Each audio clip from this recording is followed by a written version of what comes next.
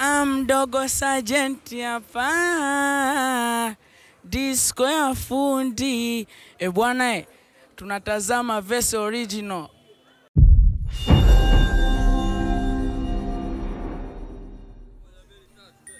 Kama ilivyo desturi yangu, mimi huwa naendeleza pale nilipoishia. And today, as nimekuja location, nimekutana na surprise, a very big surprise. Niko na Sergeant. How are you? I'm fine. Uko poa kabisa? I'm good. Unajisikiaje kwa Masaki? Tuanzie hapo kwanza. Nasikia raha sana niko Masaki. Una enjoy a good time? Yeah. Actually, leo tulikuwa tuna a video shoot ya kwake Chino Kid pamoja na msanii Karadi. Unajisikiaje kuwepo hapa?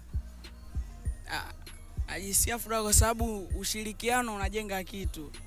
Ya kwenye mkusanyiko wa watu unakuwa unapata vitu vingine ambavyo wewe una. Ya ndo maana nikaja. Okay. Kabla tujaendelea, I want to tell you something kwamba mimi ni shabiki wako nambari 1, naweza nikaa nambari 1 na pia na enjoy muziki wako mzuri. So recently umejiunga na Wanaman Gang chini ya Chino Kid. Nataka kufahamu experience yao ya kuingia kwenye familia mpya ya Chino Kid. Yeah. Unajisikiaje kuwa kwenye familia ya Chino Kid? Najisikia furaha kwa sababu Wanaman ni watu wema. Yeah.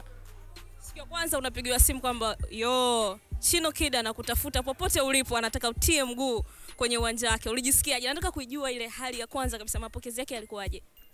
Nilisikia furaha kwa sababu brother wangu kwanza ni sana support yake hadi imefika hapa.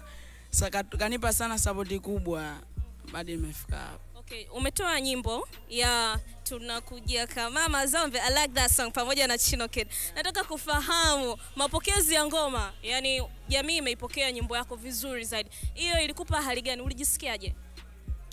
Nijisikia furaha kwa sababu watu walishaniona mimi sijui. Yeah. That's good and I like your music. Keep doing it, you're doing great na sisi tuna enjoy kazi zako.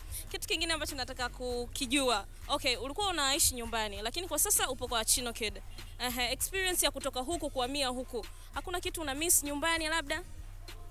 Hapana, siwezi ngamisi kwa sababu mimi napenda muziki, labda ngombe. So most of times una spend kufanya muziki? Yeah. Kama masaa mangapi kwa siku labda? Mimi sijawahi kulala mimi katika maisha yangu. Sijui kulala.